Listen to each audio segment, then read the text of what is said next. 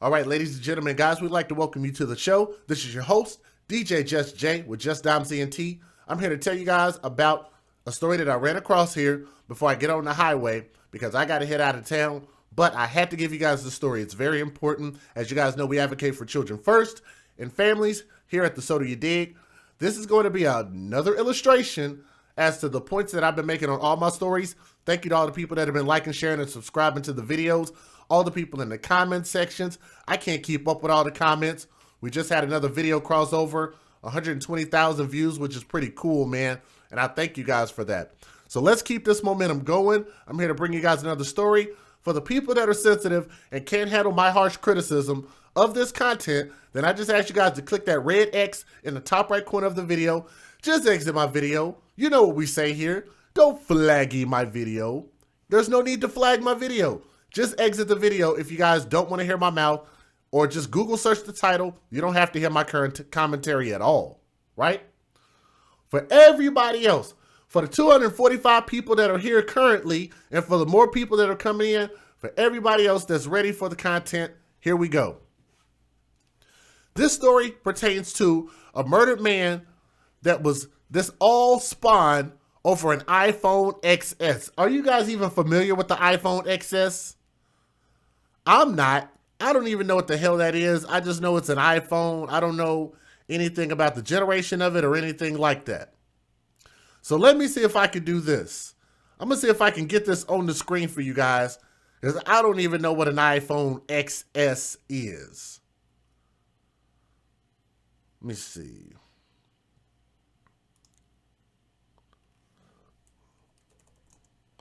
Because I want to know if this phone is worth somebody's life. That's what I want to know. Okay, so let's go. I'll show you guys this. We'll do it like this. I'm going to give you guys a little bit of a screen capture. So I'll show you guys a little bit of what this phone goes for at different service providers. Right here. Uh-oh. Need to be over here. There we go. So here we go. Looks like this phone retails for about $1,000. Okay. I know cell phones have a lot of value, but is it really worth somebody's life though? I don't know if it's actually worth somebody's life. But anyway, here's the story. Two Boston men face murder and robbery charges after they allegedly dragged a man alongside their car to his death while robbing him of his iPhone XS.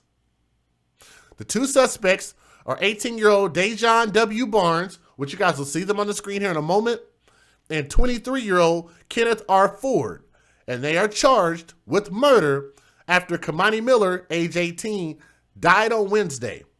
Now, Suffolk County District Attorney John P. Pappas and Massachusetts State Police Colonel Carrie Gilpin said Kemoni Miller died at Boston Medical Center Wednesday morning. He had been on life support for 4 days behind this thing. Now, let's keep going. At that point, when he was on life support for 4 days, he had no basic brain function upon his arrival late Friday night, according to state police report released. On Friday night, Miller had went to Dorchester, Massachusetts to sell Barnes an iPhone XS. The two had been discussing the exchange online, according to authorities. The investigation suggests that Miller had negotiated the sale of the iPhone XS to Barnes online and met with him and Ford last Friday night on Gallivan Boulevard, authorities said. Assistant Suffolk District Attorney Amy Martin, I don't know why those police names, they got these long titles plus a long name, they always tongue-tie me, told Grant that Miller was willing to part with the iPhone XS for a discounted price of $600. So the discount wasn't good enough. These guys weren't looking for a discount at all. In actuality, they were.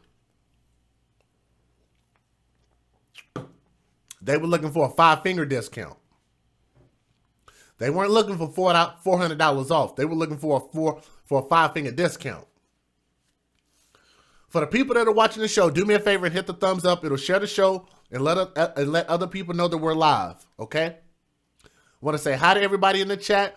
Once I start the story, I tend not to do the shout-outs, but I do see y'all in there. I want to say hi to you guys and thank y'all for being here. I'm not trying to ignore you guys.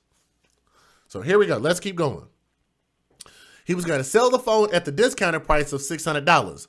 A friend put the word out to 7 Facebook friends and settled on Barnes, who Martin said he had known since elementary school. Okay? They arranged to meet up Friday night on Gallivan Boulevard, Miller and his friends on foot, and Barnes in the front passenger seat of a rented sedan that Martin said Ford was driving. The suspects said authorities drove to the scene in a rented car on November 16th. Barnes was riding in the passenger seat in the vehicle driven by Ford while the transaction was taking place. Police say Barnes, sitting in the passenger seat, grabbed the phone and rolled up the window, which ended up trapping Miller's arm in the car. I'll say that again. He reached and grabbed the phone and tried to roll up the window.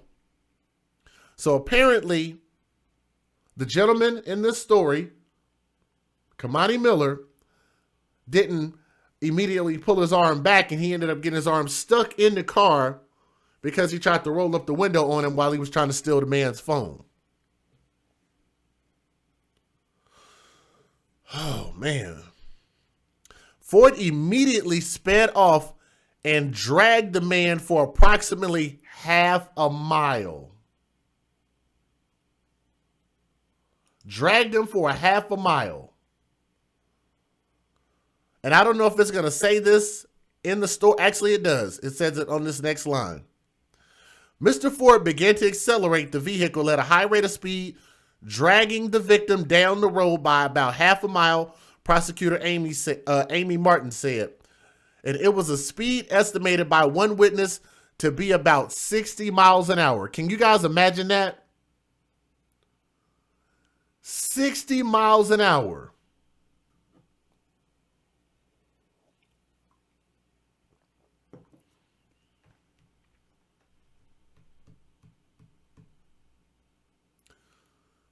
His arm was caught in the car,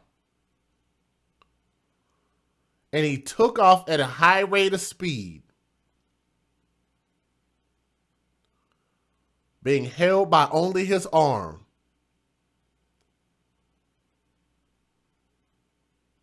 And they were driving at 60 miles an hour with this man's arm caught in the car over a goddamn iPhone.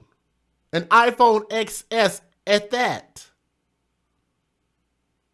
Thank you, Azurin. All of this over a phone.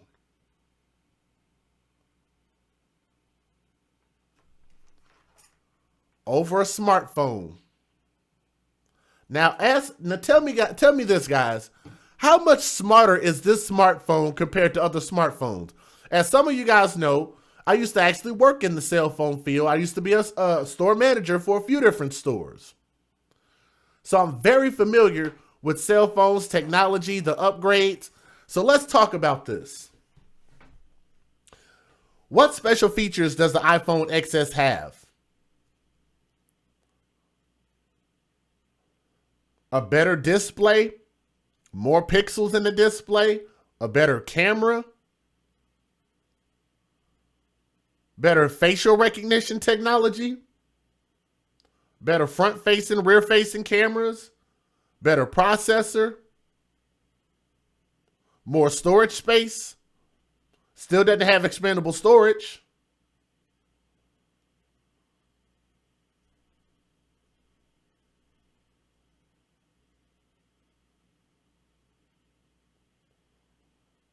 What is it that, what am I missing?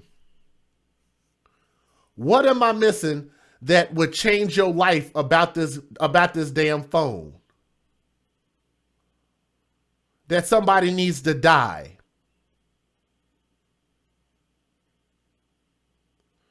What is it that this year's iPhone does that last year's didn't do, that the year before that didn't do, the year before that didn't do? Or even if you look on the Samsung side and other smartphones, whether you look at Sony, whether you look at any of these other companies, what is it that this phone does that any of the rest of these companies aren't already doing with these phones? Do you have access to certain apps that others can't get? Does it allow you to access the black market? Maybe you're trying to get stuff on there. Guys, let me know what you guys think in the comments section. I want to hear what y'all think.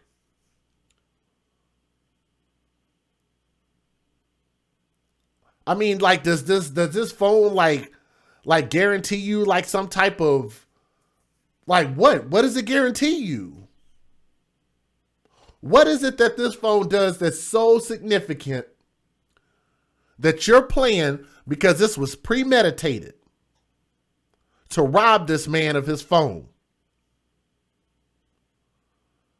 That you rolled this man's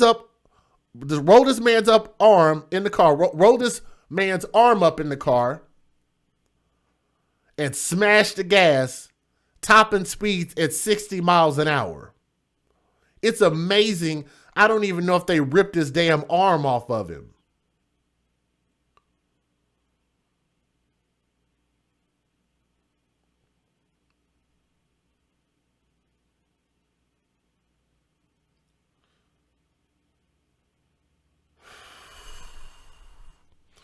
We got 176 thumbs up. Guys, we should easily be over 200 thumbs up.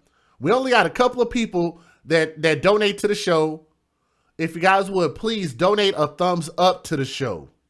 If you're not going to reach in your pocket, just reach and touch your smartphone, since people want to die over it. Scroll on your smartphone, on your tablet, since somebody died over this thing that you have in your hand, and scroll and hit the thumbs up, please. Can you guys do that? In honor of Kemoni Miller, who was murdered over his smartphone. You guys are looking at me right now on a smartphone, more than likely. Out of respect for Kemoni Miller, seriously, hit the thumbs up. Because apparently this technology is that important, it's that needed, and that somebody needed to die. Again, I've told you guys about how important fathers are in the house. And I'm going to tell you guys again why I say this. Because he was murdered by other black men. Okay? The reason why they didn't see any value in him, as they didn't see any value in Kemoni Miller's life, is because they don't see any value in their life. The reason why they don't see any value in their life is because they didn't have any value in their life growing up as little boys. The reason why they had no value in their life as little boys is because they didn't have their father in their life. Fathers teach boys how to be men, and they teach them the value of themselves. If they had value in themselves, then they would value other people and other people's property and the hard work it takes to turn around and get your own stuff.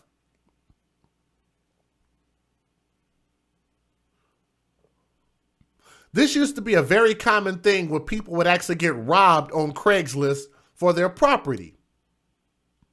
And it's sad. I mean, that's why I don't go nowhere without my weapon. I don't go anywhere without my weapon. I have sold things online. I have. And I probably will continue to sell things online.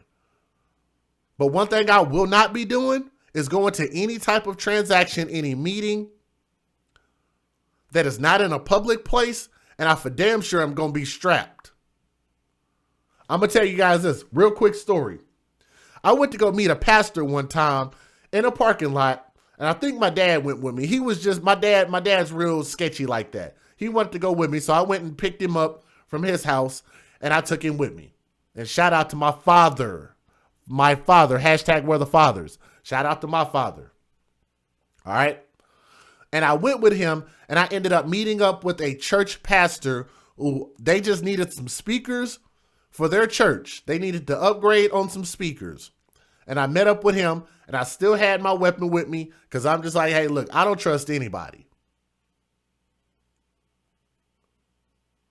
The fact that I am an extra grown ass man and my father wanted to come with me just to make sure I was okay, I think that speaks volumes. Think about that for a minute. This was maybe, what, 2 years ago? At the most? Less than 3 years ago. I'm extra grown. I can take care of myself. I can protect myself from most things.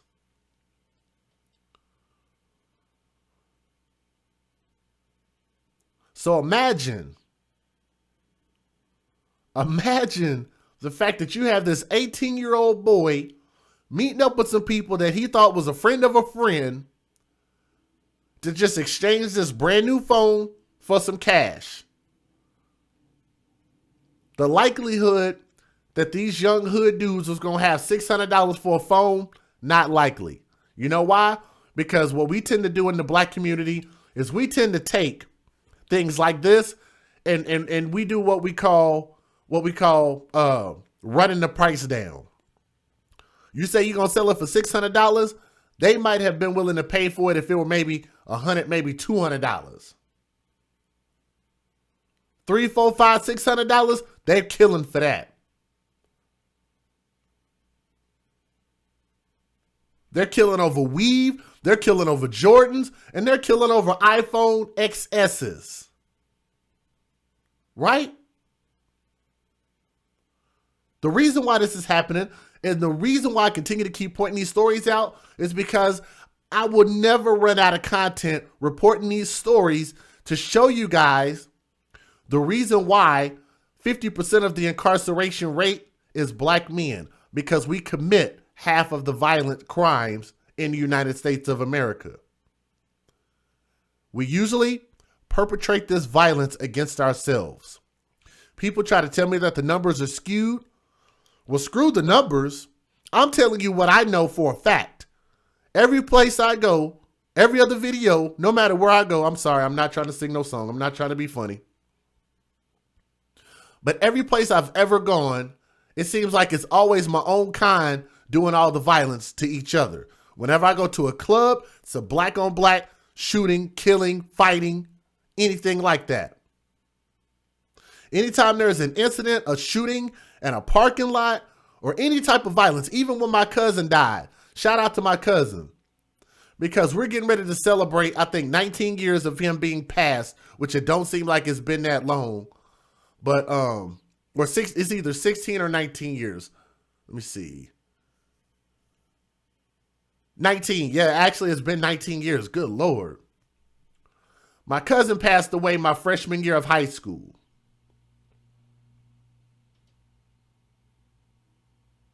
And he was killed by people that look just like him. I've had friends, homeboys, all dead at the hands of people that look just like them. Not by police, not by white supremacy, not by none of this.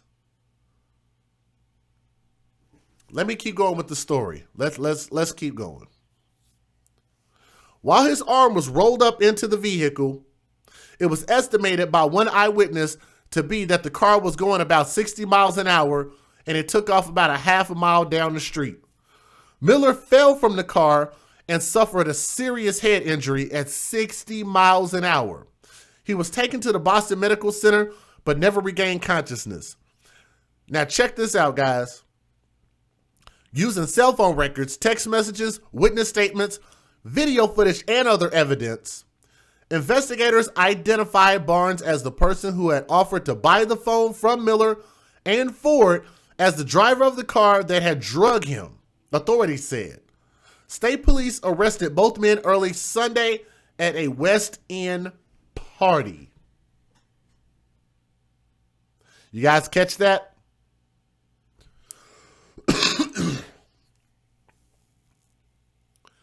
They were arrested at a West End party.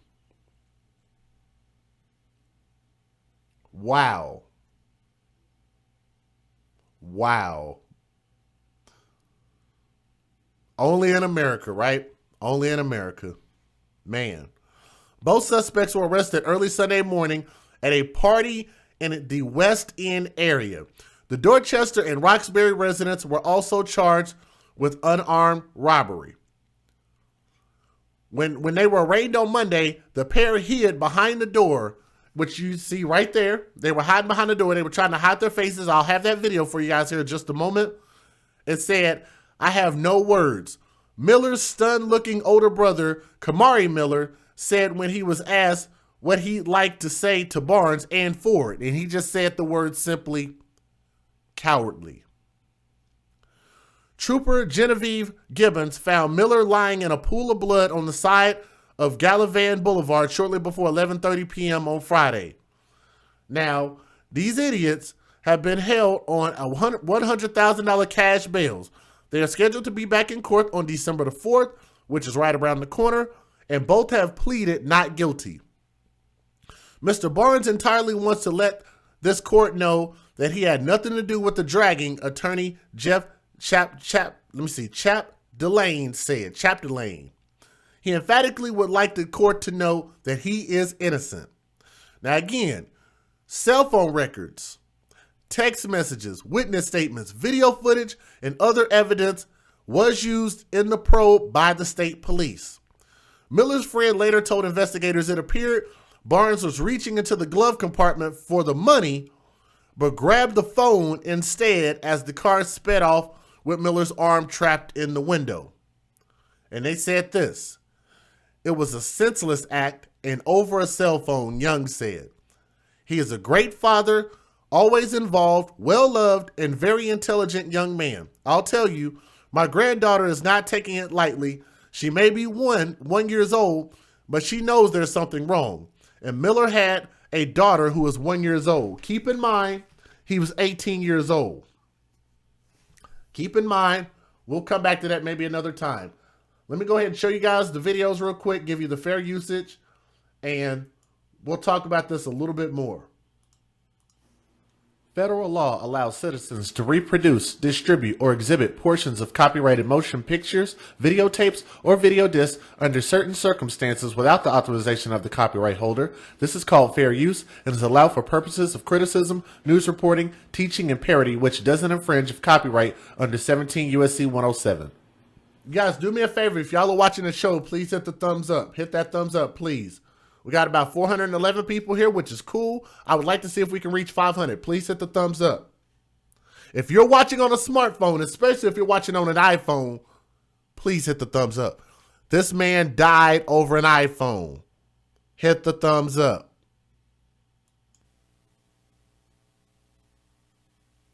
Teenager who was dragged by a vehicle in Dorchester for several blocks at high speed has died after 4 days on life support. Massachusetts State Police say 18-year-old Kemoni Miller died Wednesday. Officials say Miller had agreed to meet 18-year-old Dijon Barnes and 23-year-old Kenneth Ford to sell an iPhone.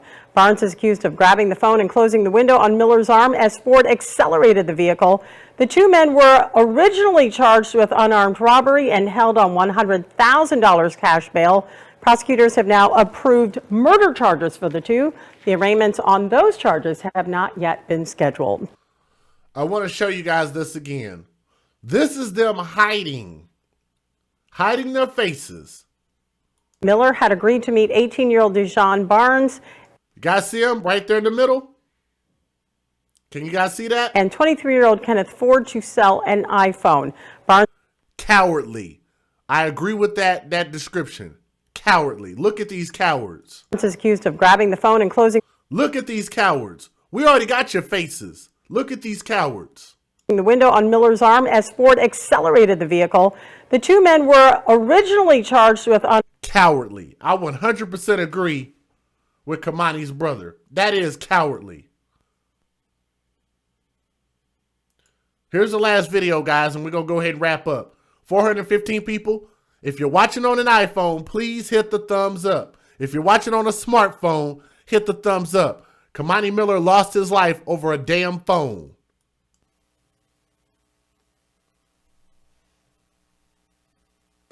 Two men accused of dragging a Dorchester man down Gallivan Boulevard now facing murder charges. The Suffolk DA says the victim, 18-year-old Kemoni Miller, died Wednesday after 4 days on life support. Prosecutors say that Dejon Barnes and Kenneth Ford met the victim to buy an iPhone. Barnes allegedly took the phone and closed the window on the victim's arm. Ford is accused of then speeding off, dragging Miller a half a mile down the road. Barnes and Ford were previously only charged with armed robbery. If we have any pro-blacks in the chat, I mean, clearly they've proven over time that they don't really have any valid points. They just want to talk. They want to be heard, and they want to say we're the problem. White people are the problem, blah, blah, blah.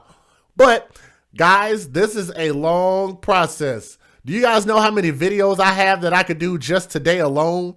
Let alone this week, let alone this month and next year? How many of you guys have sent me an email that I still haven't gotten a chance to get back to yet? A lot of them. So tell the pro-blacks they can kick rocks.